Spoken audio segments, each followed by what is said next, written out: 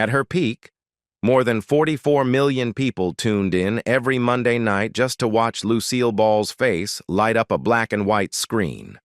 But when Lucille Ball died in 1989, almost no one was there. The mansions were quiet. The phone stopped ringing. Her inner circle had vanished. How did the most beloved woman in television history end up spending her final years in near total isolation? Why did her own children keep their distance? And what role did money, betrayal, and a long-buried family secret play in the collapse of her private life? Behind the laughter was a far darker ending, one involving fractured relationships, unsettling medical revelations, and even a product she promoted for years that may have contributed to her death. This is the story of Lucille Ball's final years, and why, when she needed people the most, no one came. Lucille Ball's life began with loss. When she was just 3 years old, her father died of typhoid fever in February 1915. He was only 27, and her mother was pregnant with Lucille's younger brother. Because her father worked for the phone company, the family had moved constantly, living in New York, New Jersey, Montana, and finally Michigan, where the illness took his life. After his death, the family unraveled. Her mother sank into depression and could no longer care for the children. Lucille was sent to live with her aunt, while her baby brother went to their grandparents. Lucille later said her childhood was shaped by loss and bad luck. One moment stayed with her forever.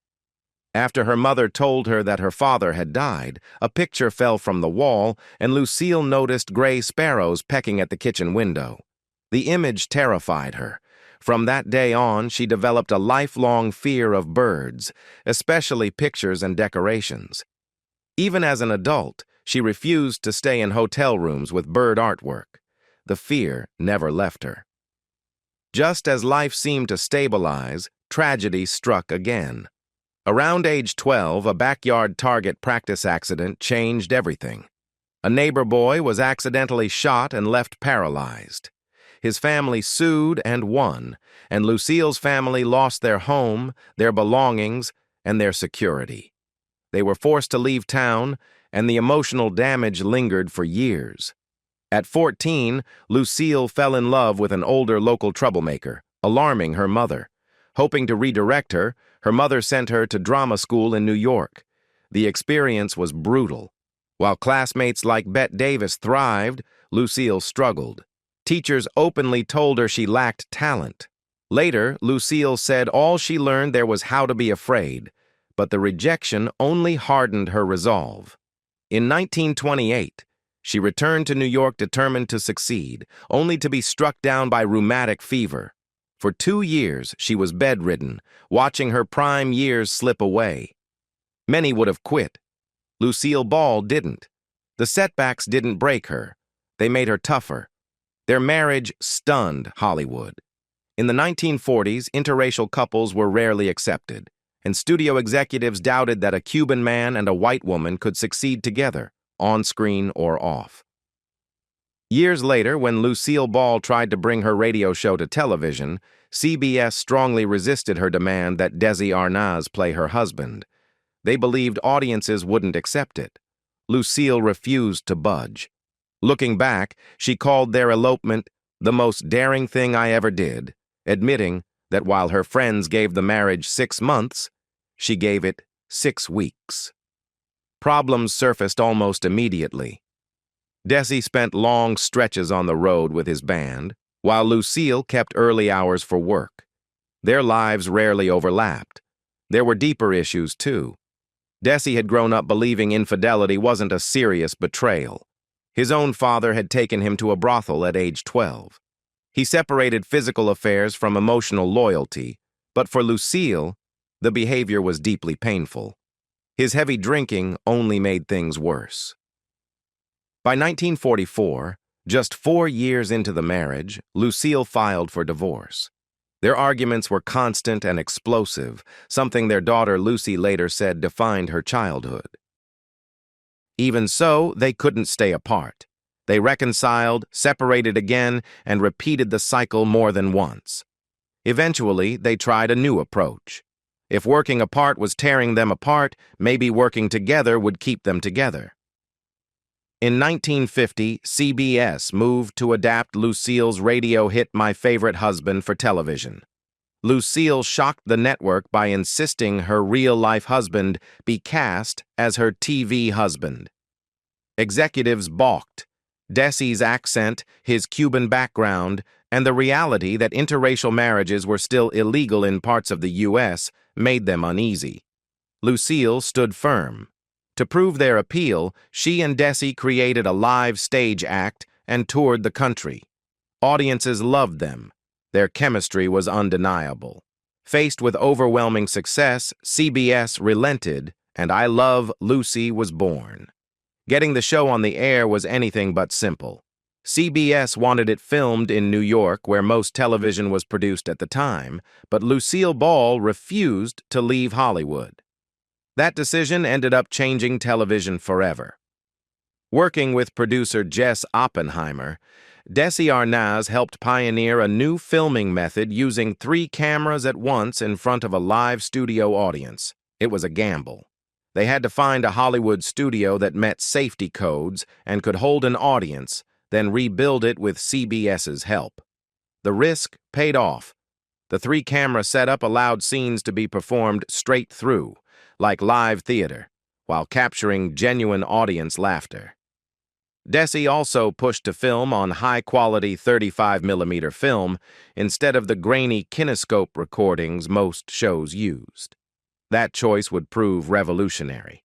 Lucille and Desi agreed to take lower salaries in exchange for owning the episodes through their company, Desilu.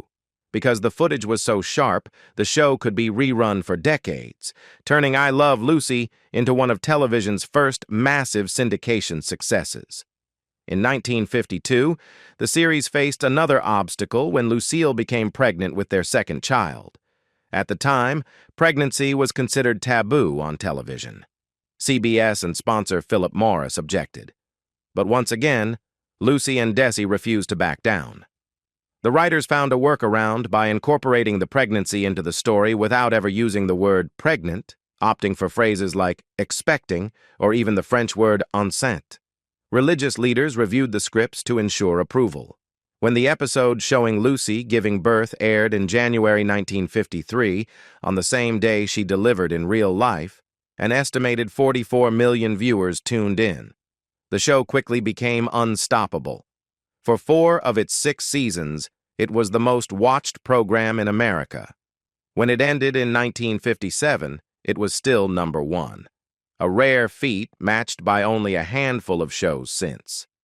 Along the way, I Love Lucy earned 5 Emmy Awards and secured its place as one of the most influential series in television history. Even long after it ended, I Love Lucy kept finding new audiences. Reruns played around the world, and decades later, the show was still breaking records. In 2012, it was voted the greatest TV show of all time, and in 2013, a colorized Christmas episode drew more than 8 million viewers in one night. More than 60 years after its debut, Lucy and Desi were still making people laugh. Behind the scenes, the couple had built something just as powerful. Desilu Productions quickly became the largest independent television studio in the country. They purchased RKO Studios for $6 million and went on to produce major hits like The Untouchables, The Andy Griffith Show, and The Dick Van Dyke Show. It all began with 2 people determined to work together and believe in their vision. By 1960, however, their marriage was over. What shocked Hollywood was what came next. Lucille Ball bought out Desi Arnaz's shares for $2.5 million and became the head of Desilu, making her the first woman to run a major Hollywood studio. Many doubted her, dismissing her as just a comedian. She proved them wrong, balancing her starring role on The Lucy Show while running a studio, managing budgets, and making high-level business decisions. She even launched a syndication arm, long before most executives saw its value. In 1966, Lucy took her biggest risk yet, approving 2 expensive projects nearly everyone else rejected: Star Trek and Mission Impossible. Despite warnings that the shows were too strange and too costly, she trusted her instincts. Both became television legends. By 1967, Desilu was thriving. Lucy sold the studio for $17 million, cementing her legacy not just as a performer, but as a visionary executive. Her earlier insistence on filming I Love Lucy on 35mm film in Hollywood had already changed the industry, making reruns and syndication possible. Today, the show is estimated to have earned over $700 million in rerun revenue. Lucille Ball didn't just shape television comedy. She reshaped television itself. In September 1953, a single rumor nearly destroyed Lucille Ball's career. It began on a national radio broadcast when powerful gossip columnist Walter Winchell casually asked which red-haired television star had once been a communist. He never said her name, but he didn't need to. By the next morning, reporters were camped outside Lucille Ball and Desi Arnaz's home. That same day, the Los Angeles Herald-Express splashed a screaming headline across its front page in red ink: Lucille Ball named Red. Other newspapers quickly followed. Overnight, America's most beloved comedian, the face of the most watched show on television, was being branded a communist. In the climate of the early 1950s, this wasn't harmless gossip. Careers were ending, people were being blacklisted, and reputations were being erased. At stake was I Love Lucy, a show watched by 44 million people and backed by sponsors who had invested millions. All of it was suddenly in jeopardy because of a decision Lucille had made nearly 2 decades earlier. In 1936, she had registered to vote as a communist, not out of belief but to please her grandfather, who had raised her and strongly supported workers' rights. At the time, she thought nothing of it. Now, it threatened to cost her everything. Lucille was called in to speak with a government investigator. Frightened but honest, she explained that she had never attended communist meetings or been involved in the party beyond that registration. There had once been a claim that a meeting took place at her home in the 1930s, but she insisted she knew nothing about it. Her brother confirmed her story, backing her account that the decision had been purely familial, not ideological. As Lucille faced the very real possibility of losing her career, Desi Arnaz stepped in. He invited reporters into their home and told them the truth directly. Lucille Ball was not, and had never been, a communist. Then he went even further. During the filming of the new season's first episode, with reporters seated in the audience, Desi addressed the controversy head-on. He announced that he had someone on the phone, held it up to the microphone, and let the voice speak for itself. It was J. Edgar Hoover, head of the FBI, and he stated plainly that Lucille Ball was not a communist. The crowd erupted in applause, and the tension vanished instantly. Desi Arnaz had just cleared Lucille Ball's name on national television. But he wasn't done. With his voice shaking, he smiled and said, "Now I want you to meet my favorite redhead. The only thing red about her is her hair, and even that's not legitimate." The joke broke the spell. Laughter filled the room as Lucille stepped into the spotlight, tears in her eyes, welcomed by a thunderous roar. Soon after, Lucille was named Woman of the Year and invited to the White House with Desi. A scandal that nearly ended her career had been undone with truth, courage, and humor. Following her painful divorce in 1960, Lucille believed she'd never marry again. Then a blind date in a New York pizza parlor changed everything. The man was Gary Morton, a nightclub comic 13 years younger who claimed he'd never watched I Love Lucy. That honesty impressed her. 11 months later, they married in a small ceremony. Outside, fans cheered. "Good luck, Lucy!" In private letters, she wrote about how happy and secure she felt. Their marriage lasted nearly 28 years, until her death. Professionally, not everything went so smoothly. Her only Broadway show, Wildcat, was plagued by delays, rising costs, and mixed reviews. Audiences expected Lucy Ricardo, not the role she played. the stress took a toll on her health, and after she collapsed on stage, the show closed after just 171 performances. At home, tension returned in 1970 when her teenage son, Desi Jr., began dating actress Patty Duke. Lucille disapproved and issued harsh ultimatums, later believed to be driven by fear for the family's image. Patty Duke said she held no grudge, but admitted the rejection deeply hurt. At the same time, Patty Duke was struggling with her mental health and seeing other men, including actor John Astin, while her on and off relationship with Desi Jr. continued. Then came the scandal. Patty became pregnant shortly after a brief 13-day marriage to Michael Tell, but rumors quickly spread that Desi Jr. was the real father.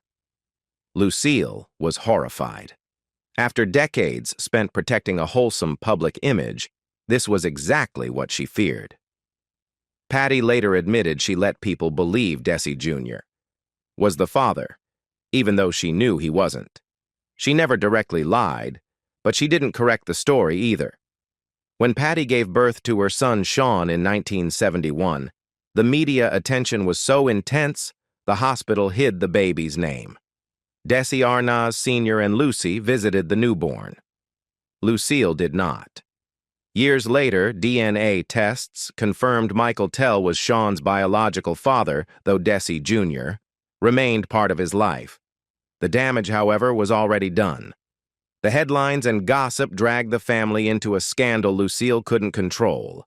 After I Love Lucy ended in 1957, many expected Lucille Ball's career to slow down. Instead, she surged back with The Lucy Show in 1962, which became an even bigger hit. In 1968, she made another bold move, walking away after selling Desilu and launching a new series, Here's Lucy. This time, she cast her real-life children as her on-screen kids, hoping to connect with a changing America. But by 1973, ratings fell, and after more than 20 years ruling television, Lucille stepped away. Loss followed her behind the scenes. Her closest friend and longtime co-star Vivian Vance had left earlier, exhausted by travel and creative limits. The separation deeply hurt Lucille and forced major changes to the show. In 1985, at 74, Lucille surprised audiences with a dramatic role in Stone Pillow. The response was strong, but her final sitcom, Life with Lucy, failed and was canceled mid-season, the first such blow of her career. The disappointment pushed her further out of the spotlight. Her last public appearance came at the 1989 Oscars, where she received a standing ovation. In 1986, as Desi Arnaz lay dying of cancer, Lucille returned to him. Though divorced for decades, their bond remained. On what would have been their 46th wedding anniversary, she told him she loved him. Desi replied softly, "I love you too," and with his final strength said, "Good luck with your show." He died 2 days later. In April 1989, Lucille was rushed to the hospital with chest pain caused by a tear in her heart's main artery. After surgery, hope briefly returned, but 8 days later she passed away. Lucille Ball died on April 26, 1989, at 77, leaving behind not just laughter but a legacy of resilience, risk, and reinvention.